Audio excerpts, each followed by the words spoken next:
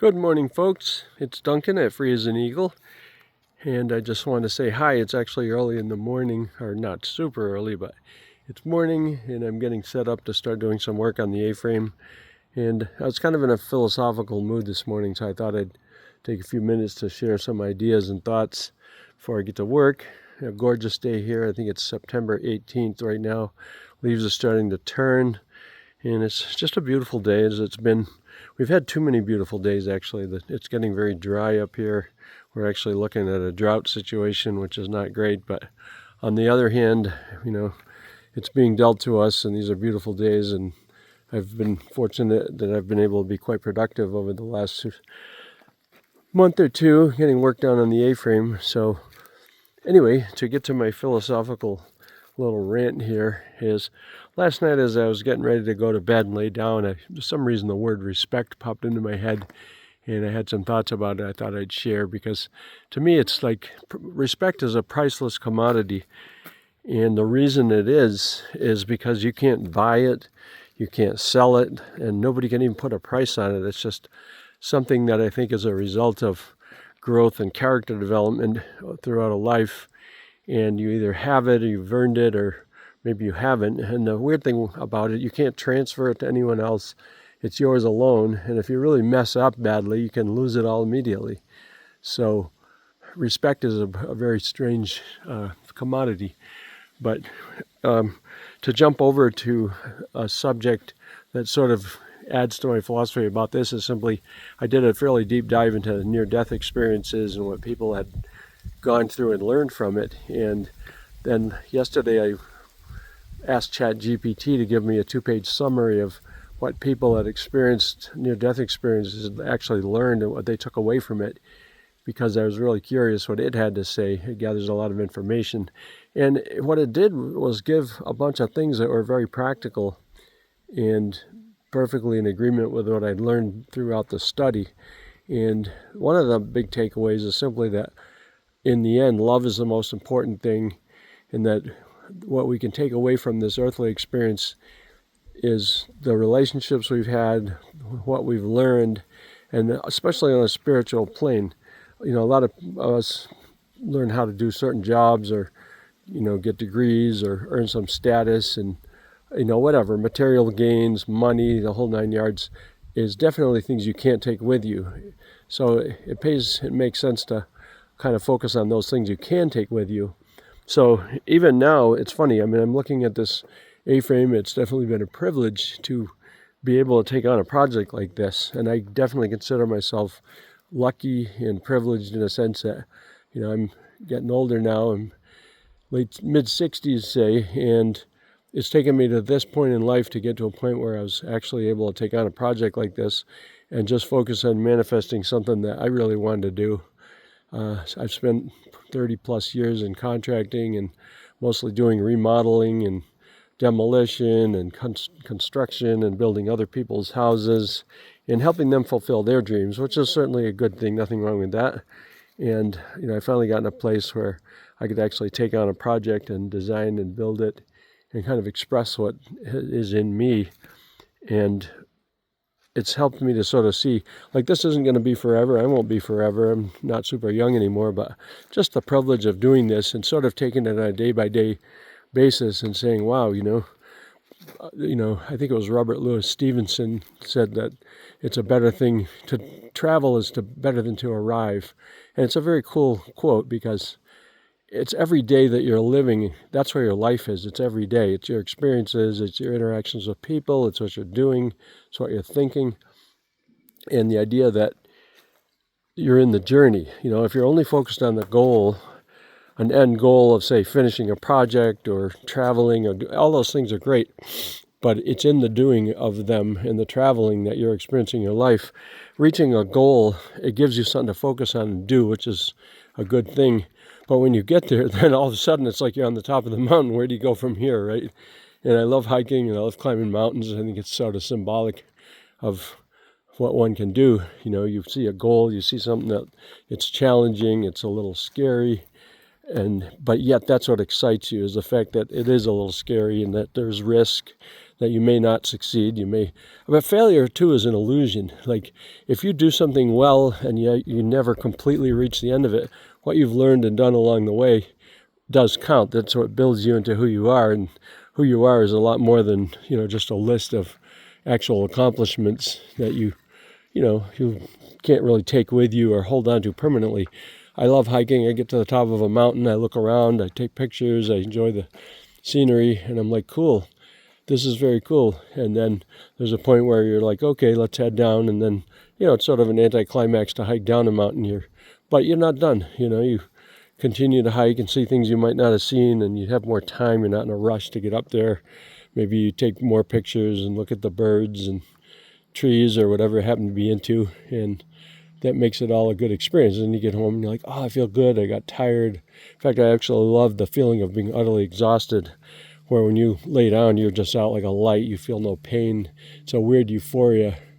I almost feel bad for people who haven't experienced the sense of what they call a runner's high. You just get a endorphin rush and you're horribly tired for a while.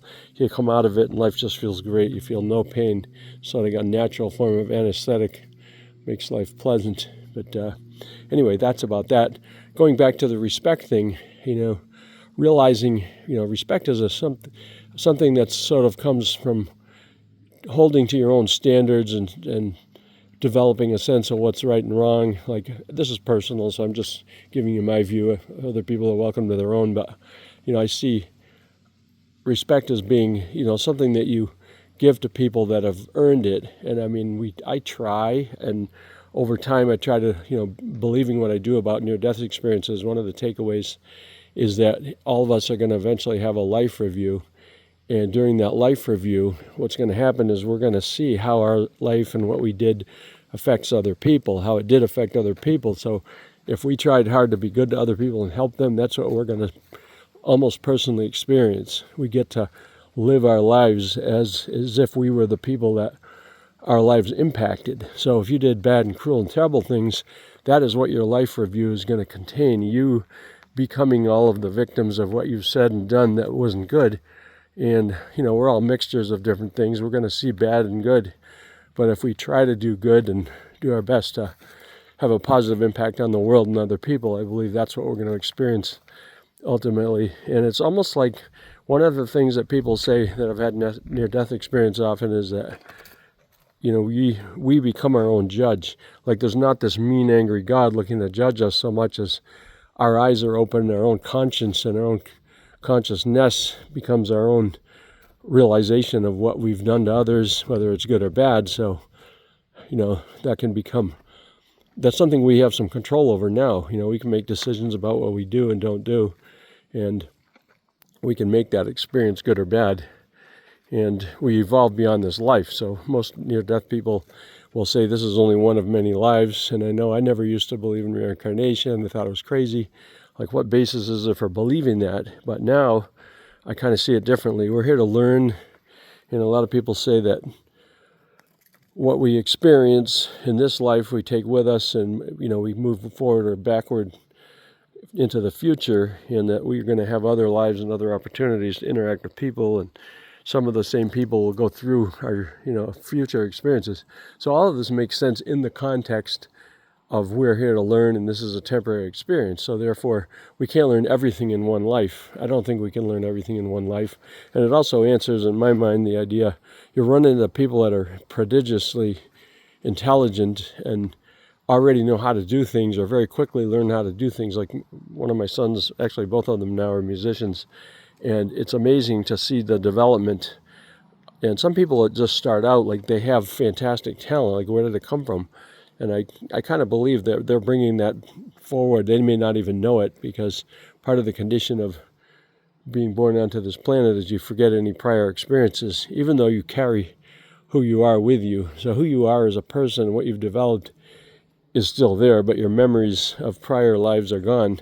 So you start out having to, you spend a lot of your life just adjusting to the circumstances you're born into and figuring out who you are and what you're going to do.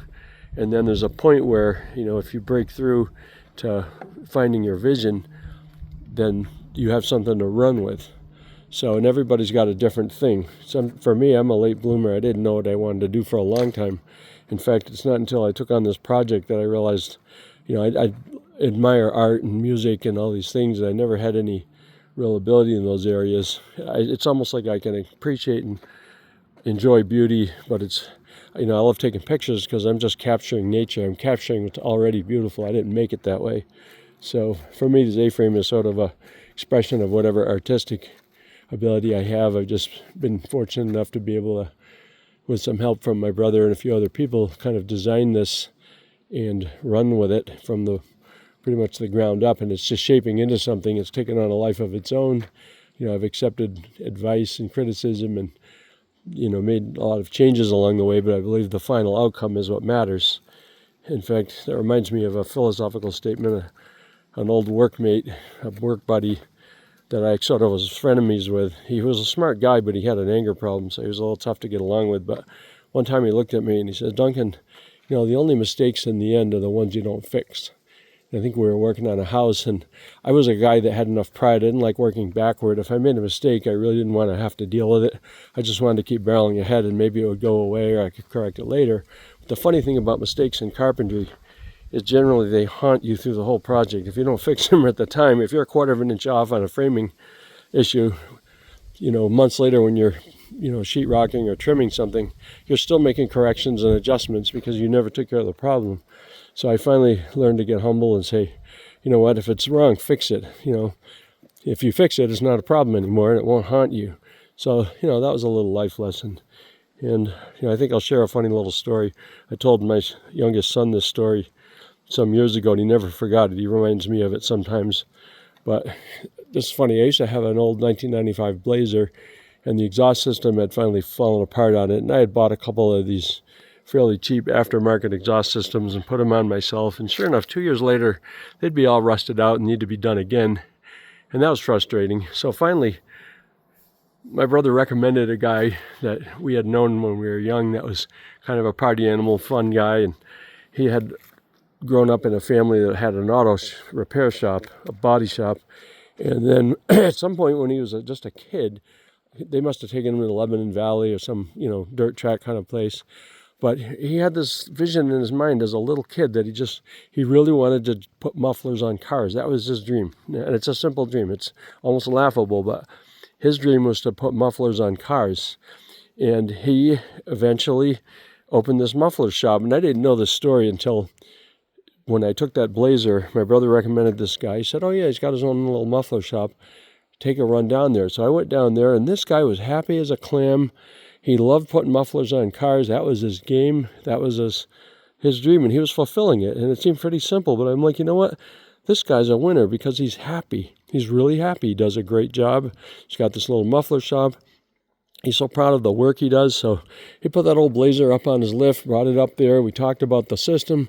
And sure enough, by the end of the day, I came back there and I paid him a reasonable price. It wasn't much more than I would have spent on a cheap aftermarket system, but he had welded up this beautiful system that was thick metal. And that thing lasted, God, probably 8 or 10 years. And he did a terrific job. I'm like, you know what? When I was talking to my son some time after that, he was kind of like me. He didn't know exactly what he wanted to do. He struggled in school a little bit. And I'm like, I ended up telling him a story. I'm like, you know what? This guy, took him a while to figure out what he wanted. He had a vision of it, but he achieved it. And the goal was, because when my son came back to me one day, he says, "Yeah, you got to find your muffler. I got to find my muffler." I'm like, you're right, dude. We laughed about that, but it was like, if you are fortunate enough, and it may take a while, to figure out what your muffler is, what you are inspired by, what you enjoy doing, if you can do that, find your muffler and become an expert at something, one thing, you will get the respect you deserve, and you will have something to put your life to, and it'll be very fulfilling. And to add on to this little story, now at my age, that was 20 years ago, and I told that little story to this guy. It was probably 30 years since I'd gotten that muffler put on that car. But the interesting point is now, my philosophy about life is simply that this country was founded on principles of having freedom to just become who you're wanting to be or who you're supposed to be, and that we all deserve to have the freedom to find out what our muffler is And I feel like our country was founded on principles of not being dictated to or told what to do so much as our government's job is basically to preserve and protect the freedom we have to figure out who we are and figure out what we want to do. And, this country's been a melting pot, and all kinds of people came from other places, basically most of them just seeking the freedom to actually figure out, in the early days of this country, it wasn't very developed. The West wasn't developed. There was so much opportunity for people to develop into who they could be. And it's difficult. I mean, this is a tough life, especially for people that come over here with nothing, starting out with little or nothing. And there's plenty of people today that start out with little or nothing. I was fortunate to be born into a family that had worked hard and done pretty well, and they were able to pass a little along to me and give me a good, basically good life, even though when I was younger I screwed it up pretty badly and made a lot of stupid ass mistakes. But here I am in this position saying, man, I am lucky. I wish that everybody had the opportunities I've had and could find their muffler and find what, life makes their life meaningful and good. So I feel like, philosophically speaking, the idea of everybody having an opportunity to get educated, to work hard, to do whatever, and not be discriminated against on the basis of their past or their race or their name or, anything.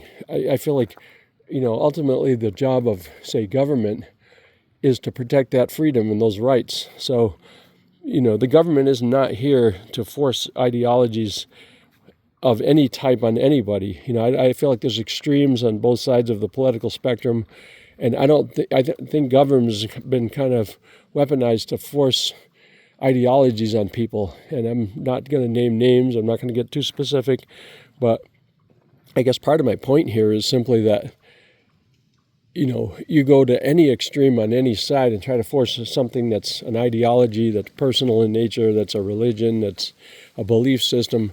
The government's job is to keep the field open and clear of obstructions to people finding out who they're supposed to be and doing what they want to do.